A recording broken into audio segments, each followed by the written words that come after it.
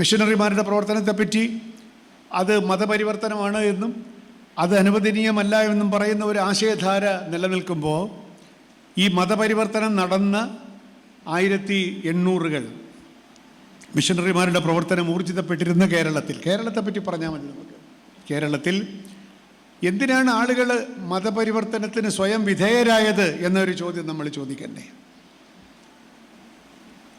കാരണം അങ്ങനെ മതപരിവർത്തനത്തിന് വിധേയമായാലെങ്കിലും എൻ്റെ ജീവിതത്തിന് ഒരു അന്തസ്സും മനുഷ്യാവകാശവും കിട്ടുമ്പോൾ മനുഷ്യനായി ജീവിക്കാൻ ഈ സമൂഹത്തിൽ എനിക്ക് ഈ മതപരിവർത്തനം കൊണ്ട് സാധിക്കുമെങ്കിൽ ഞാൻ പരിവർത്തനം ചെയ്യാൻ ഈ ക്രിസ്തുമതത്തിലേക്ക് പരിവർത്തനം ചെയ്യുന്നത് എൻ്റെ ജീവിതത്തിൻ്റെ അന്തസ്സിന് ആവശ്യമാണ് എന്ന് ബോധ്യപ്പെടുത്തുന്ന സാമൂഹിക സാഹചര്യം ഇവിടെ ഉണ്ടായിരുന്നു എന്നും അതിൻ്റെ മറുപടിയാണ് ഈ മതപരിവർത്തനത്തിലൂടെ കൈവന്നത് എന്നുമുള്ള പരമാർത്ഥം അംഗീകരിക്കാൻ നമുക്ക് എന്താണ് തടസ്സം?